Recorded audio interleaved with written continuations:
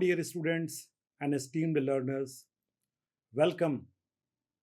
Today, we are going to have our third lecture on this course on Sociology of Health. The topic of the third lecture is Basic Concepts in Sociology of Health, and we have included health, disease, illness, sickness, and medicine. Why do we need to talk about these concepts? Because some of us, or rather most of us, are familiar with these terms in our day to day life. And that is the core issue. Because these terms or phrases, when we use in our day to day life, then they may not necessarily have the same academic meaning that we have when we discuss these things in academic disciplines. So, it is always suggested to discuss those concepts in a very comprehensive way so that we all can mean or will mean the same thing by those concepts. In this lecture, I've divided the contents in 5 subsections: health and dimensions of health as identified by WHO, that is World Health Organization, then various definitions of disease, then illness and illness behavior, then sickness and difference between illness and sickness, and then the last one would be medicine. Now, first we will talk about health. What do we understand by this term or this phrase? The biomedical approach, generally considered to be based on the germ theory of disease, views health as an absence of disease. It explains health as a state of being free from disease or infirmity. Now, there are two things. First, that the biomedical approach is generally supposed to be based on the germ theory of disease. Germ theory of disease talks about presence of certain germs like viruses or bacteria, etc., as the causative agent of the disease. And the second thing is this, that health is generally supposed to be absence of disease. And because of this particular understanding, this is also often considered as a negative definition of health, because it says that health is a state of being free from disease or infirmity. There are other approaches also, other definitions also. The psychological approach states that health is not only related to body but also to mind and especially to the attitude of the individual. We all understand the importance of attitude and how attitude influences mind, and mind basically governs the body. So this psychological approach brings into the definition of health the state of mind as well as attitude also. Then we have the ecological approach. Now, ecological approach basically talks about or takes care of the comprehensive environment, and this approach says that health is a dynamic equilibrium between man and his environment. Here, the word dynamic equilibrium is really very important. So, it is not a static equilibrium. Now, equilibrium means a kind of balance between people and their environment. And this balance is not remaining static, but it's dynamic, it's evolving. That means the condition of health will not remain static, it will vary. So there will be health or there could be absence of health. However, a very comprehensive definition of health is given by World Health Organization, which is basically very inclusive definition and which is also considered a positive definition. Now, WHO says that health is a state of complete physical, mental, social, and spiritual well being, and not merely an absence of disease or infirmity. This way, the WHO definition first tries to overcome the limitations of the biomedical definition, and then it extends to the extent that it includes physical, mental, social, and spiritual well being. Now, very often we do not understand properly the interpretation of these words like physical, mental, social, spiritual. And so I have included here the comprehensive explanation of these dimensions also as provided by World Health Organization. The physical dimension implies the notion of perfect functioning of the body. And WHO has also mentioned certain signs like a good complexion, a clean skin, bright eyes, and so many other things. But the focus here is on easy and coordinated movements of the body. Then, mental dimension. Now, mental dimension is the ability to respond to the many varied experiences of life with flexibility and a sense of purpose. That means we need to be flexible and need to have a sense of purpose, and that flexibility and sense of purposefulness will give a kind of mental satisfaction which would get reflected in the mental health of the person.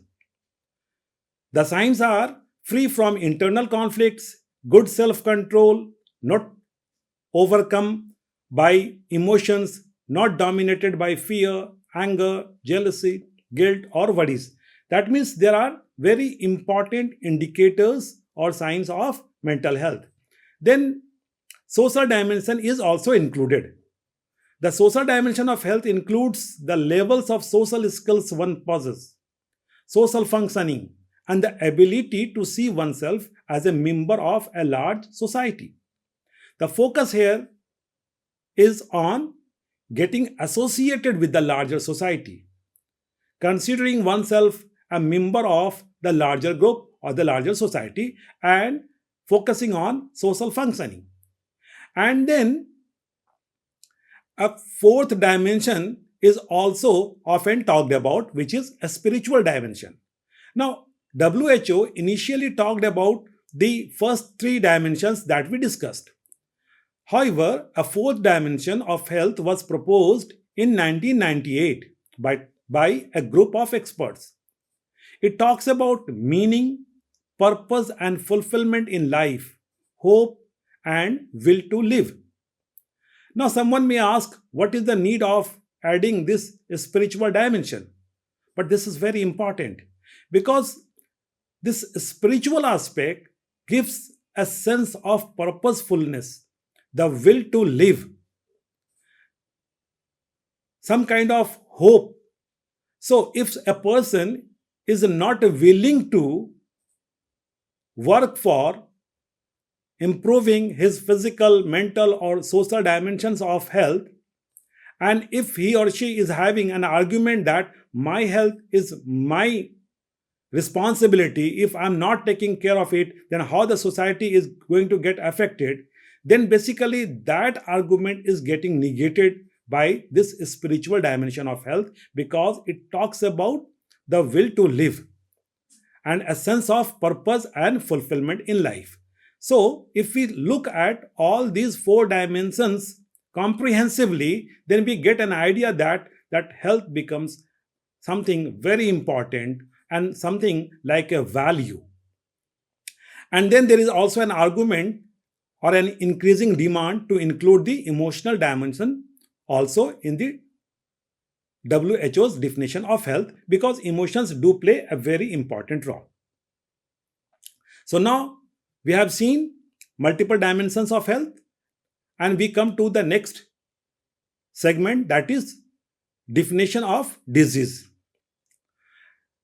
In our day to day life, we all are familiar with the notion of or concept of disease. However, we will try to see how certain people have defined this concept. World Health Organization defined health but not disease. So I have included some other definitions. Webster's dictionary defines disease as a condition in which body health is impaired, a departure from the normal state of health, an alteration of the human body interrupting the performance of vital functions. That means disease is a kind of departure from the normal condition of life where the body health is impaired. Then we need to talk about the biomedical model of disease, because biomedical model is the dominating model in the medical sciences. Now this biomedical model says that disease is the consequence of certain malfunctions of the human body. That means when there is a malfunction in the human body or any of the organs of the human body, then one of the consequences of that is disease. Cookerham and Ritchie mention that a disease is considered an adverse physical state consisting of a physiological dysfunction within an individual. We go a little further. From a sociological point of view, disease is considered a social phenomenon occurring in all societies. That means no matter how we define disease, but this is a social phenomenon, and as a social phenomenon, it is present and it will remain present in almost all human societies. And that is why the sociologists have used different theoretical perspective to explain the different trajectories of causation of disease. We have functionalist perspective, Marxist perspective, and symbolic interactionist perspective, and all the three explain differently the trajectory of causation of disease. We will see these perspectives as separate lectures in the forthcoming sessions. One very important point here is certain assumptions which are being followed by biomedical model when they talk about disease. I have summarized those assumptions here. We will quickly talk about these things. Disease is a temporary organic state that can be eradicated, cured by medical intervention. So there are two important things, or three. One, it is a temporary state. Second, it is an organic state.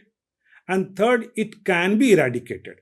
Now you please notice, I have highlighted the word can be. That means there is a possibility that it can be eradicated, but there is no guarantee of that. And we all know that through medical intervention,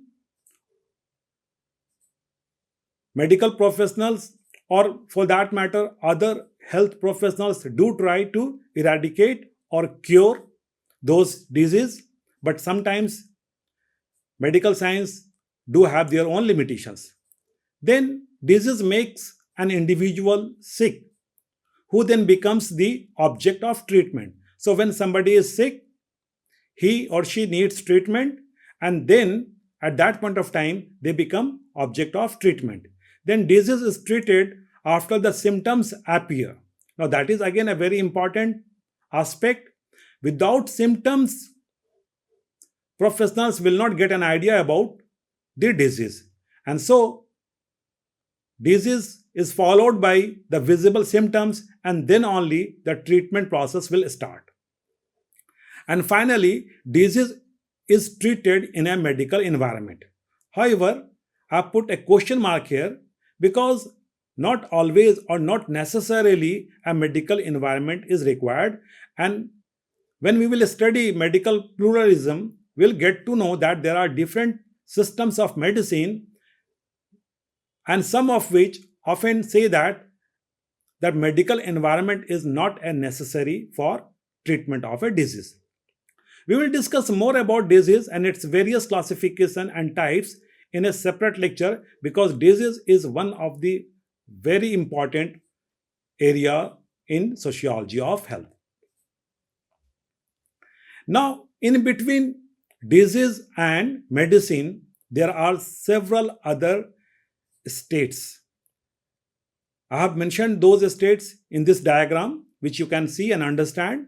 So, there is a state of illness, there is a state of illness behavior, and there is a state of sickness. Disease is not automatically attracting medicine or medical care. There are several human agencies involved in between, and there are so many other factors which influence this trajectory, and many of those factors are actually the socio-cultural factors. And that is why a study of those factors, those intermediate factors, are very important. And in sociology of health, the concepts of illness, illness behavior, and sickness become very important. By illness, we mean a subjective phenomenon in which individuals perceive themselves as not feeling well and therefore may tend to modify their normal behavior. Now, I've highlighted here subjective phenomenon, perceive, not feeling well, and tend to modify. We need to understand these things. First, illness is a subjective phenomenon. That means the person who is suffering from some kind of ailment, he or she is the first person to realize about the existence of that problem. And then when they have that kind of problem, they perceive as not feeling well. So if some kind of problem is there, but this perception is not there, then it will not get converted into illness. Or if the person is perceiving that, but not tending to modify that, then still it may not get converted into the state of illness. So, a person who is having some kind of problem and is perceiving like not feeling well and then tending to modify that normal behavior, all these things together will make that person to come to the state of illness. And that is why we have mentioned that this is a subjective phenomenon. Now, I have cited the name of the author from where I have taken this quotation, and Cookerham and Ritchie have written this. Illness refers to the social and lived experiences of symptoms and suffering which are innately human. It includes the intention to take steps to rectify the situation. This statement is very important. Take steps to rectify the situation or seeking treatment, because no medical care or health care will start without this. Illness behavior is again a very important state. David McCannick says that the concept of illness behavior describes the ways in which people respond to bodily indications and the conditions under which they come to view them as abnormal.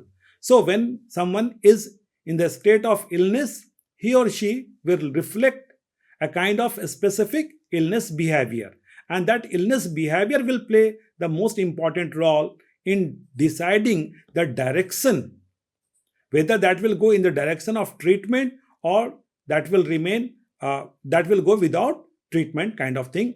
So illness behavior is important. Now, McCannick and Volkart identified 4 dimensions of the illness that influence the decision to seek medical help. What are those 4 dimensions? The frequency with which illness occurs in a given population. Suppose a problem is occurring only once, then people may ignore that. If it is occurring 2 or 3 times, people can also ignore that. But if that is occurring 3 or 4 times or 5 times, then some people may notice that, or some people may notice it after the occurrence the very first time. So the frequency will be very important. Then, familiarity of the symptoms. Sometimes we are familiar with the symptoms of the disease, and sometimes we are not familiar. Recently, we all witnessed COVID, and at the initial stage, we were not familiar with the symptoms. Later on, we got to know about that. Then, the predictability of the outcome of the illness.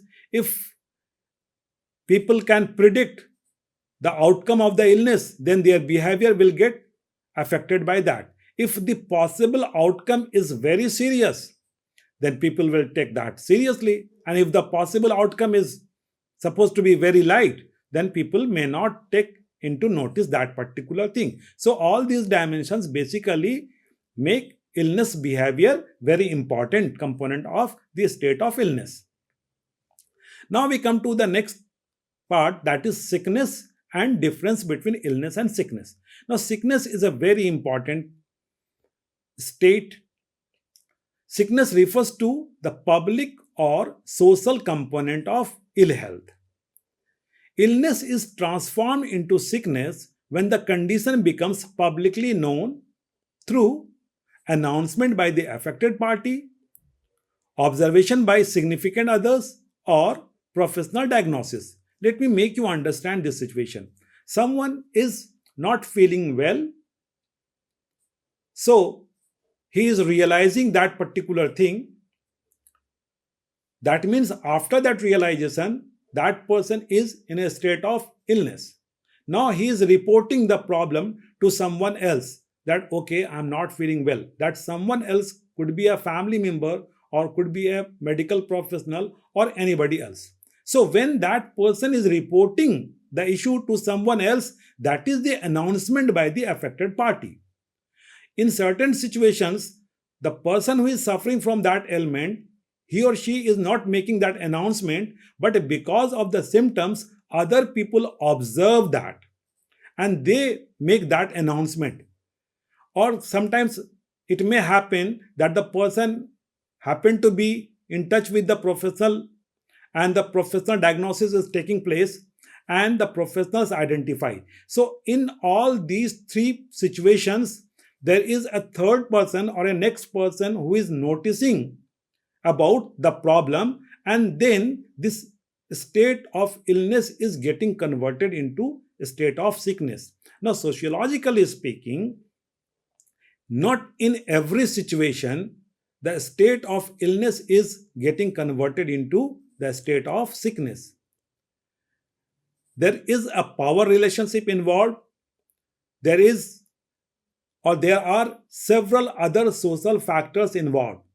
In a family, maybe the gender biasness is existing, and when a female member is having that kind of state of illness, she may not be in a position to report the problem to the other members, and so in that situation the state of illness will not get converted into a state of sickness. That means no treatment will start.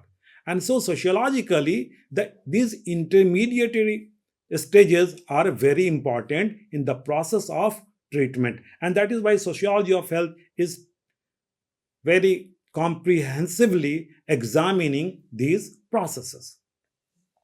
And now we come to the last part of today's lecture, and that is about basic understanding on medicine. We all are familiar with different types of or systems of medicine.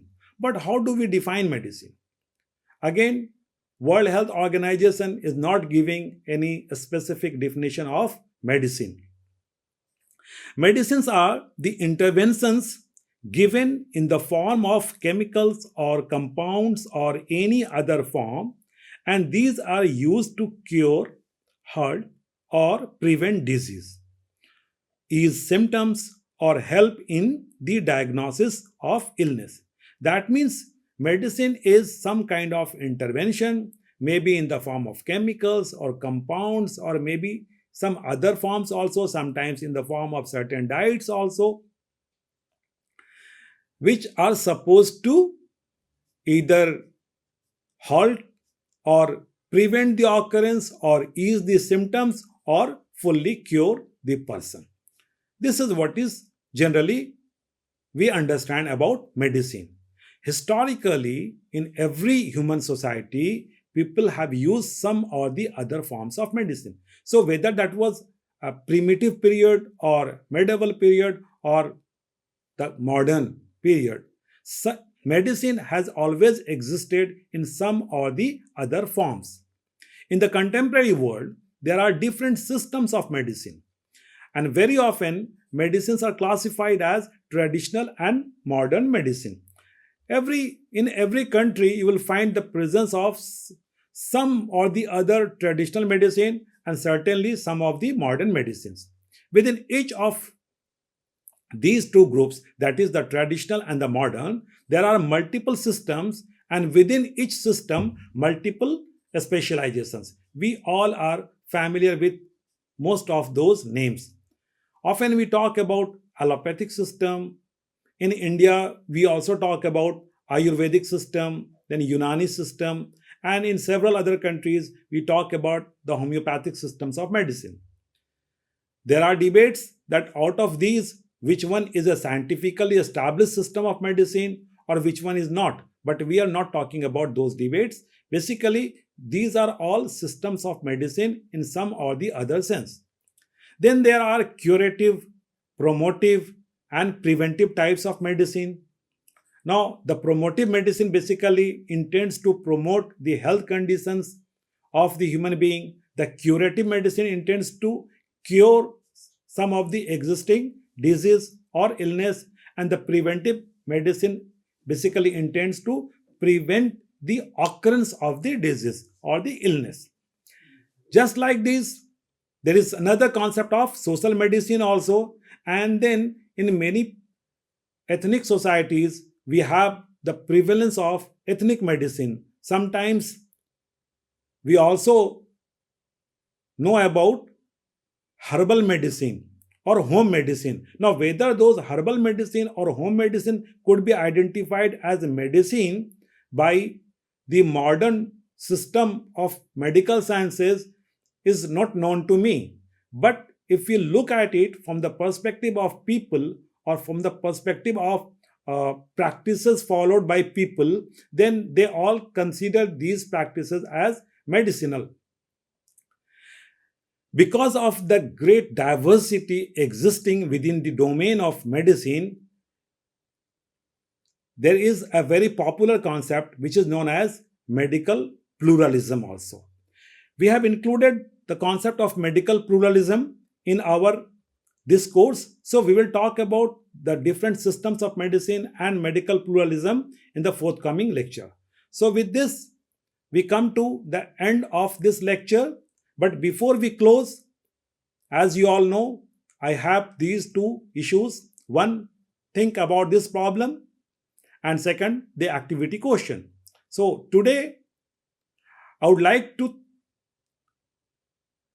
request you or recommend you to think on this problem. What could be done to improve the mental and social health conditions of people? Now you are aware of mental and social health. What could be done to improve the mental and social health conditions of people at large? Think about it. And then a small activity question: which socio-economic factors influence the illness behavior of people? So, in our day-to-day life, we are exposed to the socio-economic conditions.